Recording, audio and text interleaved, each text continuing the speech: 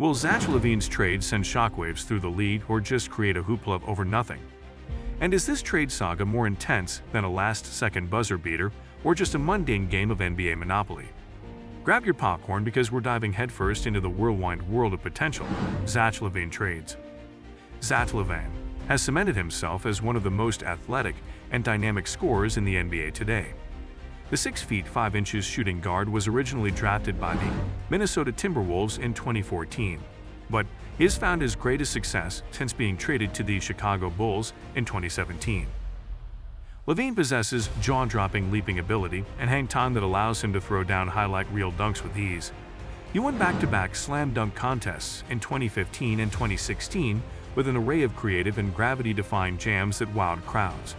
But Lavine has proven to be much more than just a dunker.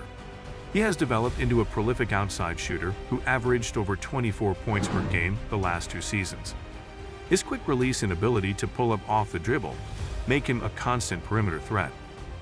What are the main trade proposals discussed for Zach Lavine and the Bulls, and what factors impact their likelihood of happening? The video discusses 4 potential Zach Lavine sign and trade packages for the Chicago Bulls to consider, as it seems inevitable they will part ways with their star guard. Would the Spurs consider rebooting their rebuild by trading young players like Johnson for win-now upgrades like Lavine? The Spurs hold Johnson in high regard, so it would likely take a disappointing season for them to consider moving him. If they fall fully out of playoff contention, cashing in assets for veterans to help the present rather than future could make sense. Still, with Johnson seen as a core piece, this deal probably remains unlikely unless San Antonio's season bottoms out.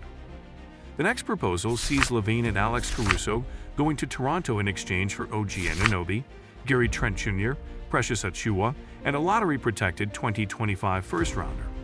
The rationale for Toronto is pairing Lavine with Pascal Siakam could reinvigorate their offense.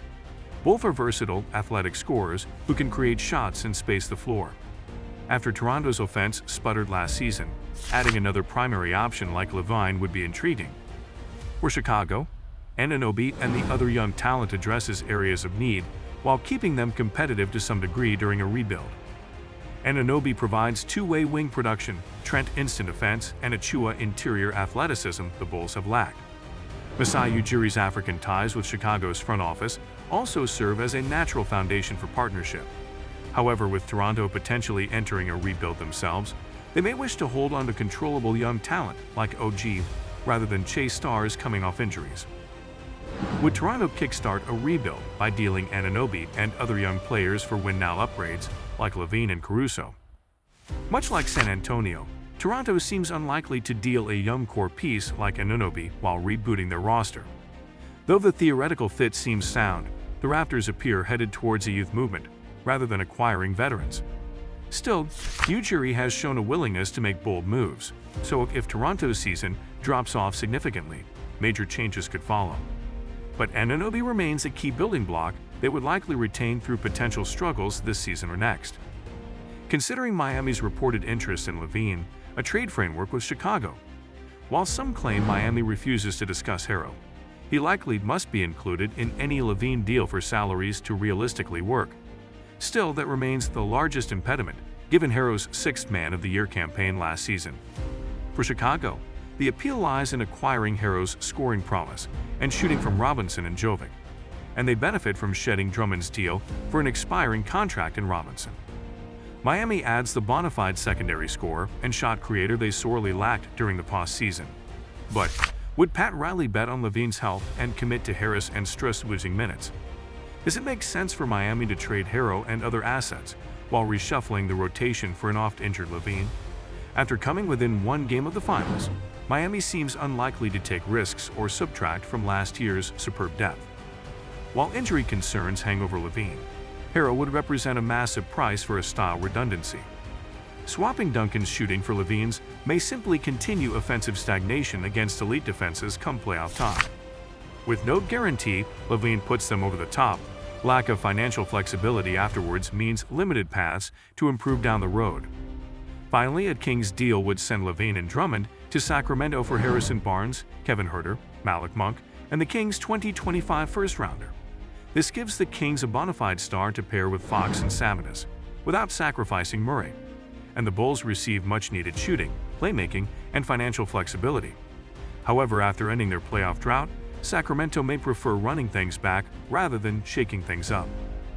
The positives for Chicago include adding elite shooting at premium positions and a first-rounder to make up for past mismanagement of draft assets.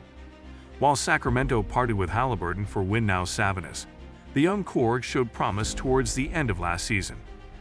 Would they risk stunting momentum for injury risks like Lavine? Does breaking up Sacramento's promising young core represent unnecessary risk for simple star chasing with Lavine? After finding a winning formula, Sacramento faces a precarious balancing act entering this trade season. While lagging ticket sales and questions of Fox and Sabonis fit could motivate gambling on Lavine, substantial progress under new coach Mike Brown may give them patience. Still, small markets rarely attract stars in free agency. So the Kings could see this as their best opportunity to cash in young assets before regressing to the mean and their playoff drought returning. Should the Bulls prioritize getting back an established player like Johnson or Anunoby rather than just draft picks and role players in a Lavine trade?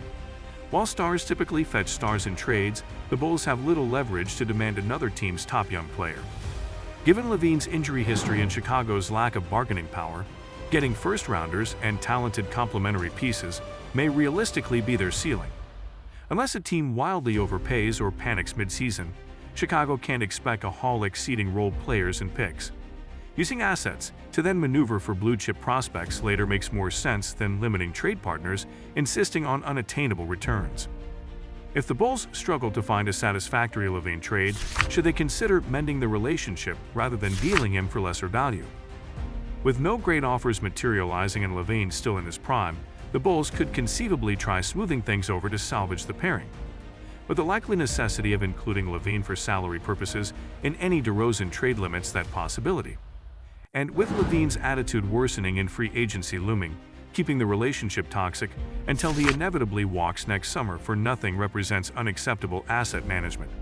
Trading him before the February deadline remains imperative, even for lesser short-term value, to secure necessary building blocks for Chicago's next core. While trading Lavine comes with complex factors given varying motivations, several plausible deals exist for Chicago. The Bulls simply can't afford to mismanage this potential turning point after years of deleterious decision-making. They must hit on young talent and draft capital that aligns with positional needs and locker room culture. None of these trades guarantee smooth sailing for either side. And that's a wrap for today's courtside drama, folks. We've delved into the whirlwind of potential Zach Lavine trades and the NBA's ever-entertaining rumor mill. Before the final buzzer sounds, make sure to slam dunk that like button if you've enjoyed this trade talk extravaganza. Don't forget to subscribe and hit that notification bell to stay in the loop for all the future NBA trade rumors and hoop hysteria.